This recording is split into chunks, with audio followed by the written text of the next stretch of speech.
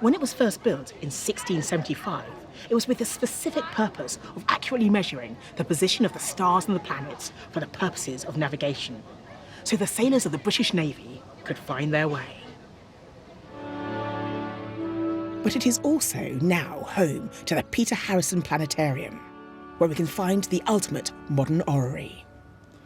The planetarium software contains a remarkably detailed 3D of the solar system, but it also includes data from some of the most advanced telescopes around. It includes the locations of tens of thousands of stars and galaxies. Critically, it's not just a snapshot of the universe. The software knows about how the stars and the planets move, and so we can use it like a time machine. By scrolling backwards and forwards through the ages, we can see how the night sky would appear. And that's exactly what we're going to do in this program.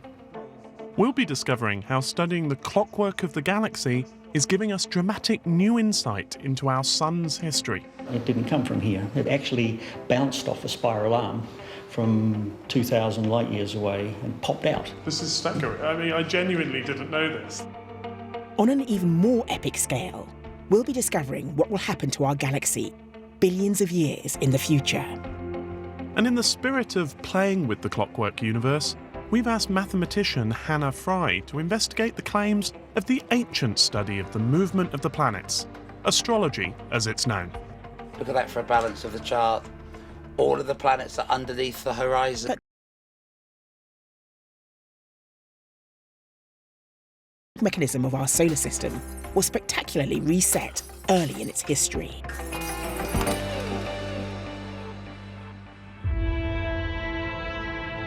The solar system was formed nearly 5 billion years ago.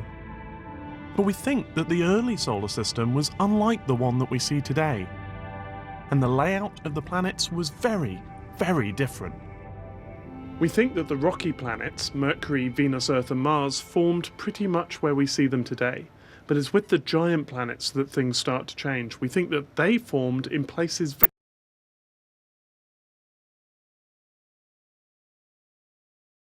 at a distance of 4.5 billion kilometres from the Sun, but we think it formed at less than half that, just 1.8 billion kilometres out. In fact, Neptune was so much closer that its orbit was inside that of Uranus, a reverse of today's position. And both planets were so close to the Sun that they would have been visible to the naked eye from Earth. So how did we get from this initial alignment of planets to the solar system we know and love today? Maggie's been talking to Richard Alexander to find out. One of the best ways we have to explore the evolution of the solar system is to build computer models that replicate its early days.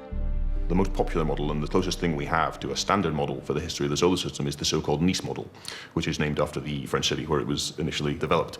And the premise of this model is essentially that the four giant planets were in a much more compact configuration in the early solar system than they are today. So can we see the model? So if we run the model, the orbits of the four giant planets are shown here as the circles. So terrestrial planets aren't shown here, but they'll be No, right. terrestrial planets are too small to fit on this plot. And then each of the green dots represents one object in the So Kuiper. a chunky Kuiper belt object.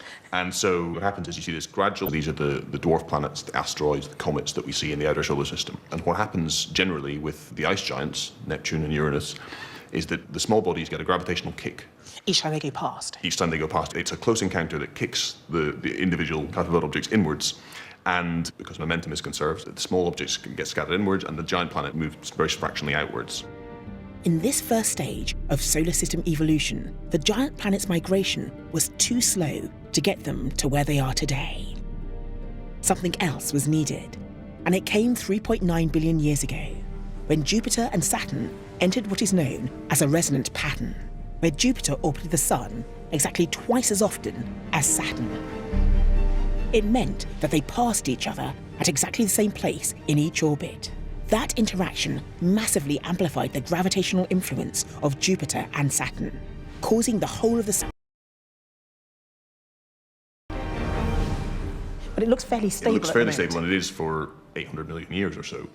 But then this resonant crossing event happens, and so this is where Saturn crosses this special location relative to Jupiter. It's a very strong gravitational interaction, and the whole system expands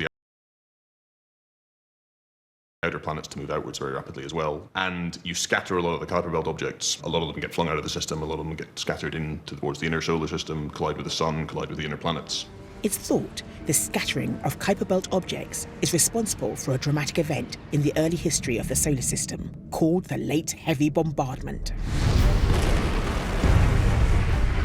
A rain of comets and asteroids that peppered the inner planets for around 100 million years. It left the familiar pattern of craters on the Moon and Mercury, and it would have had an impact on the Earth as well. So there's strong evidence to show that the gas giants really affected the planet we have today here on Earth, and possibly life here on Earth. Yes, I think so. One of the open questions is how Earth gained its water, because if Earth formed at or close to where it is now, it probably couldn't have held onto a lot of water, because the early solar system would have been too hot to hold onto ice. Ice would have evaporated. And so if we want to move volatiles, as we call them, ices, water, carbon dioxide, from the outer solar system, where we know they exist, to the inner solar system to generate water on Earth, then the most likely way to do that is one way or another through Jupiter and Saturn using their gravity to fling objects inwards. So yeah, possibly responsible for life here on Earth. Potentially. Well, that's been fantastic. Thank you very much. Thank you very much.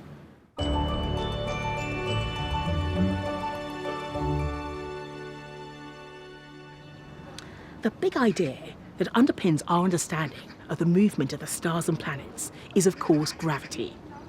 The idea that two massive objects exert an influence or pull on each other. And that got us thinking, just to be provocative, what if we were to look at another area that claims that the stars and planets exert an influence? Astrology. We asked mathematician Hannah Fry to look into astrology's claims, and also to investigate the ancient link between astrology and astronomy.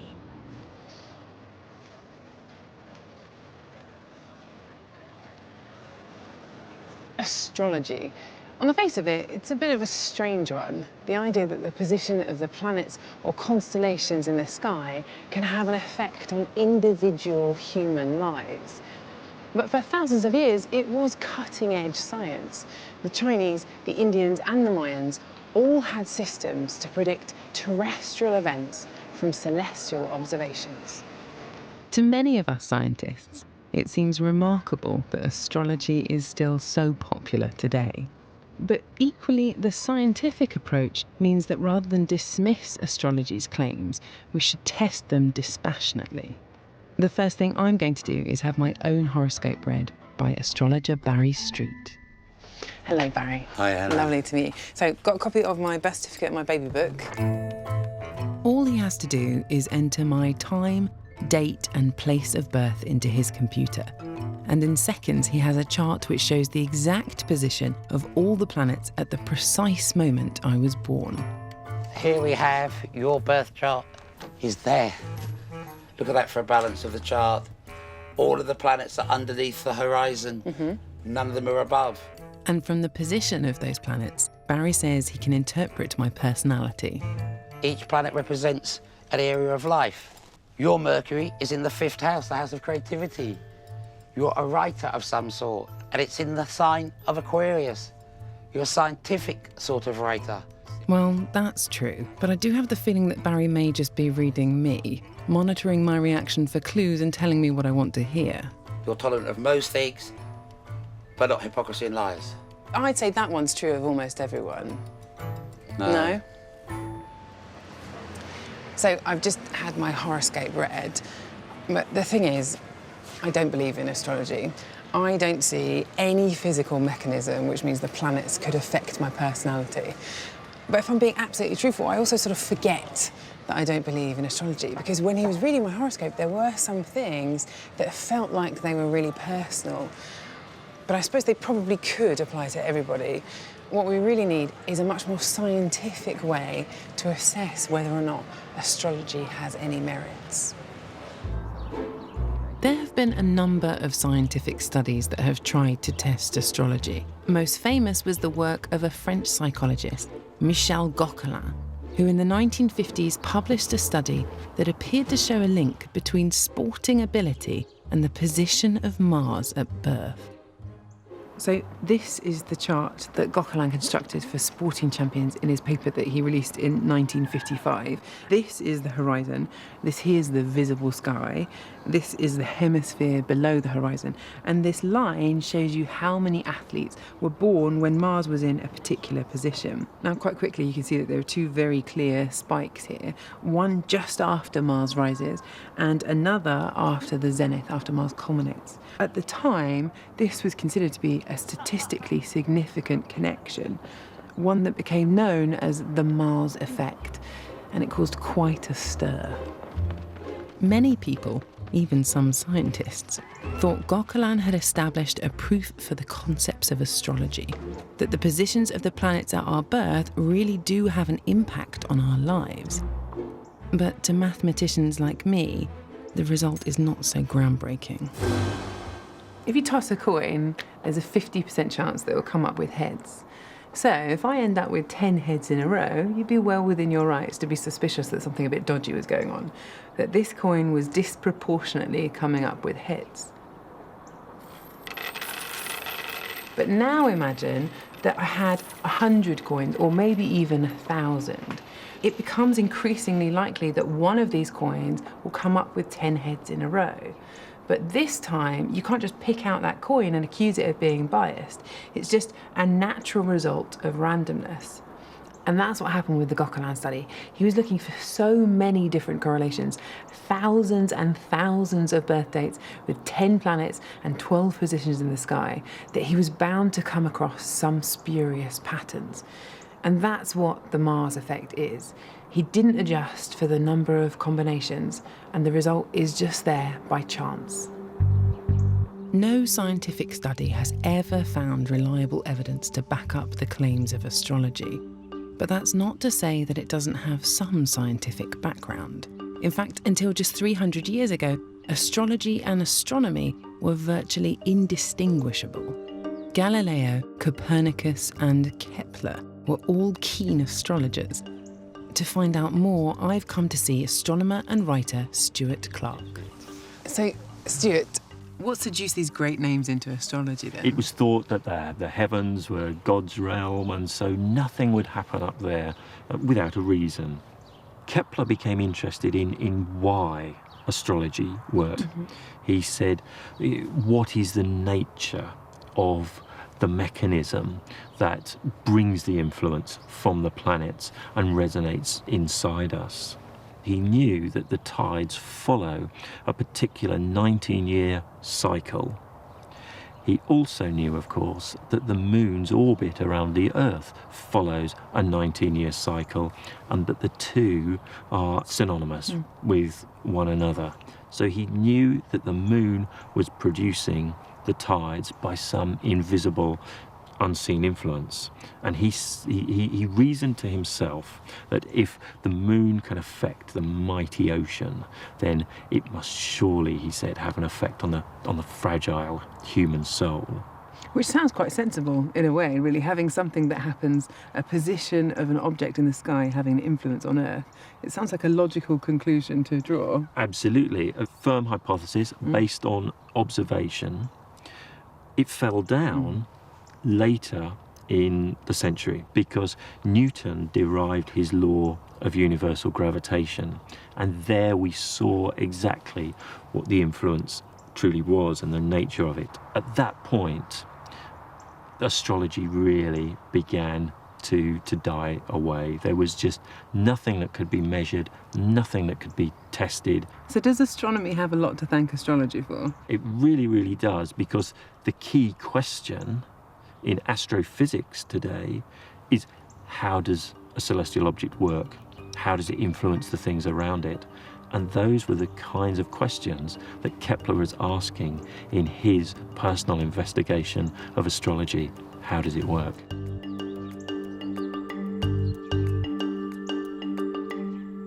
It's easy to think of astrology as a pseudoscience. And in its modern guise, I think it is. It's fun to have your horoscope read, but I couldn't find any evidence to suggest that it actually means something. But it's also important to remember the subject's rich history, how it's the embodiment of an age-old desire to understand the motion of the planets in our sky, much as astronomers do today.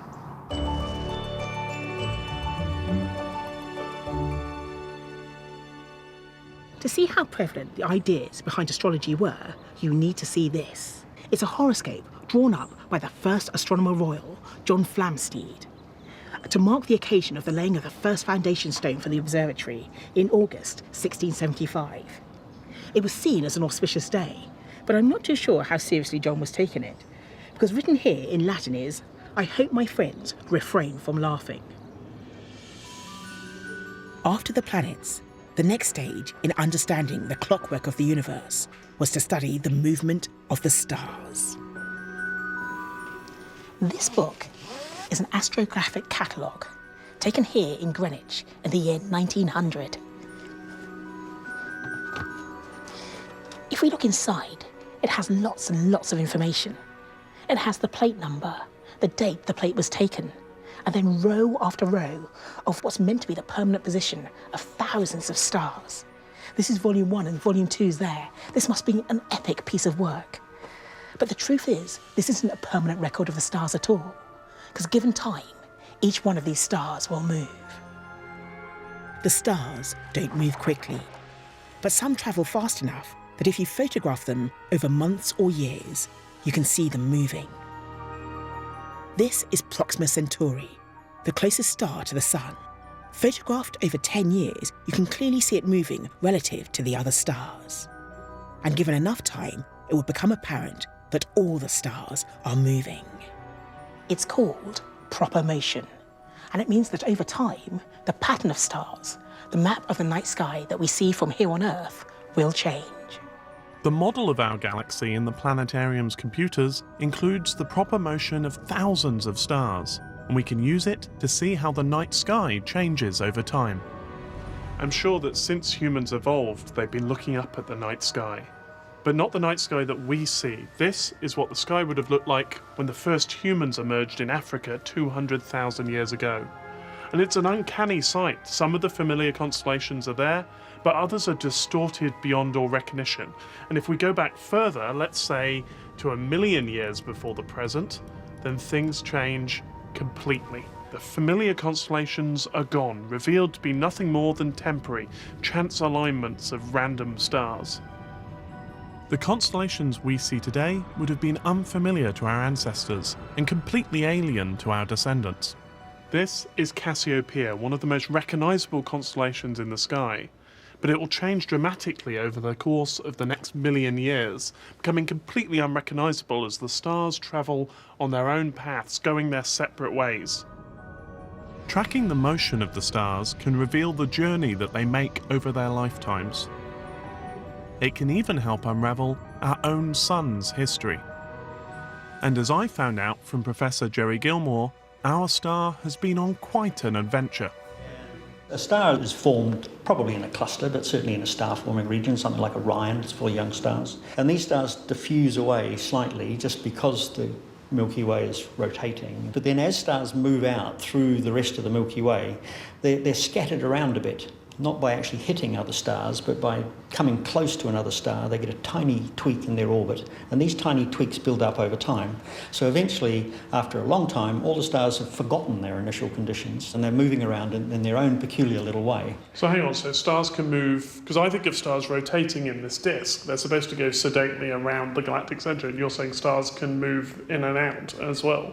That's right, yes. And when stars move into a spiral arm, they can bounce, they hit a resonant bounce off the gravitational field of the spiral arm, and they can jump huge distances, thousands of light years. And this process must have happened to the Sun as well. Oh yes, yes. Well, certainly, see, the funny thing about the Sun is that it probably didn't get formed anywhere near where it is now. It probably was formed quite a long way into the Milky Way, because the Sun has got too many chemical heavy elements compared to most stars near it. So it's a little bit odd.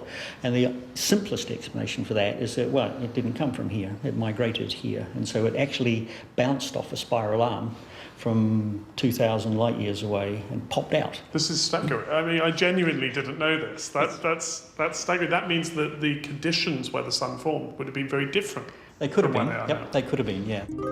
While we can plot the motions of stars over a few millions of years, these incredibly complex gravitational interactions in the galactic disk makes plotting their movements over longer periods much more difficult. That means we may never be able to work out where our sun was born, but we might be able to discover something about our origins by finding the sun's siblings, the stars that were born in the same cluster. So any hope of finding the companions for our sun? To answer a question like that, you've got to say, well, not only where is the sun now and how's it moving, but what's it made of? Because the only fossil evidence of the conditions at the time of its birth are the chemical elements in the star's atmosphere. So we have to measure those as well. So it's the mix of stuff that makes up the star? Yes, that's right. Every little region is slightly different from another pattern. If we can see those tiny differences, then we'll be able to say, aha, you went to the same school, you were the same place, you're wearing the same tie. There's an old open cluster called M67, and that's got a couple of stars in it that are very suspiciously similar to the sun, and so maybe we were once friends.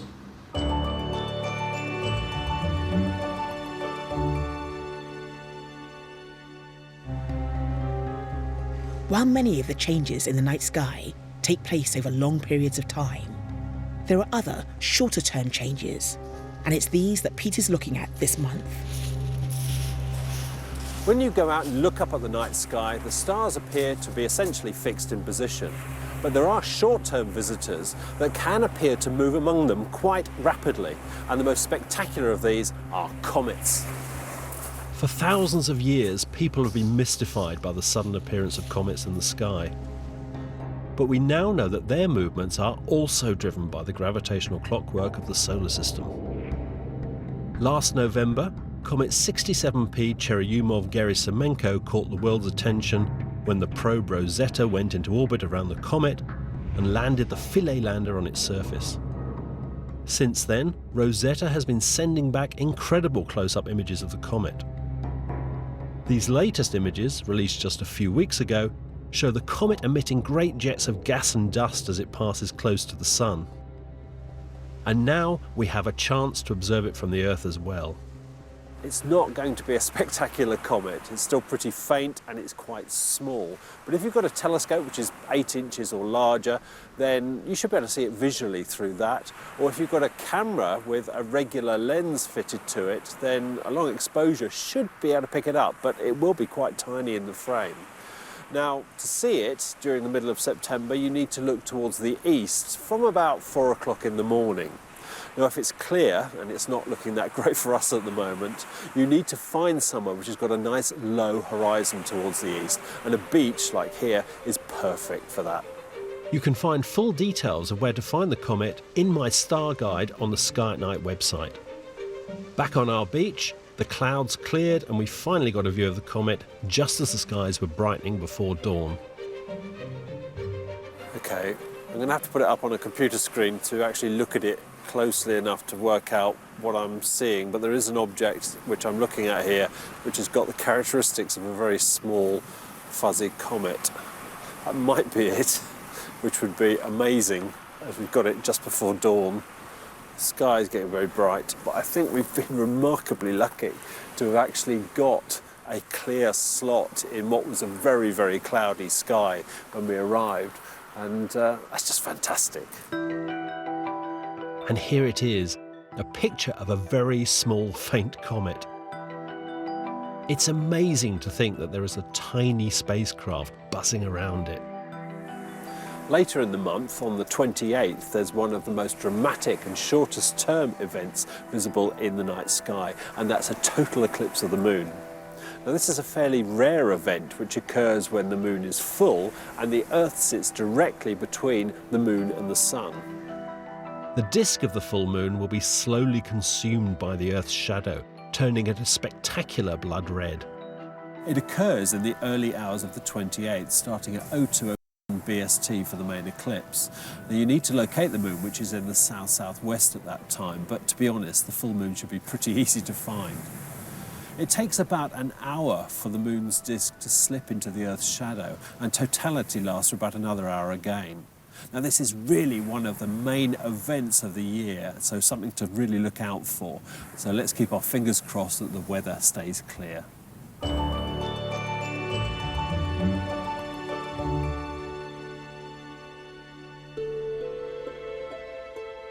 The movement of the planets and stars is relatively obvious from Earth.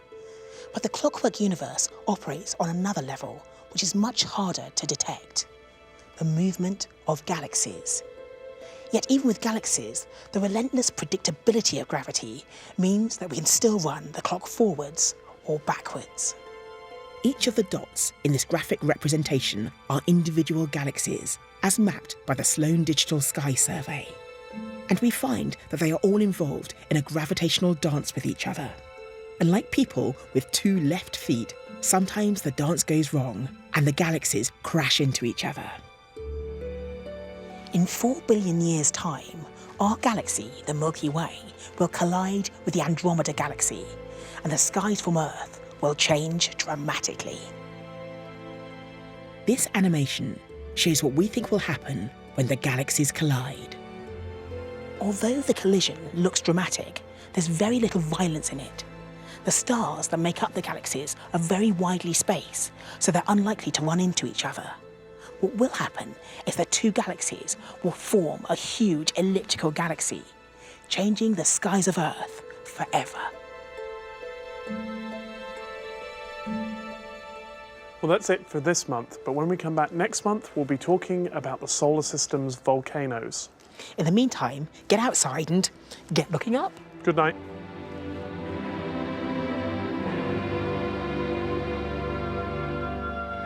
Go to BBC iPlayer, where we have a collection of programmes taking a look back at planetary flybys.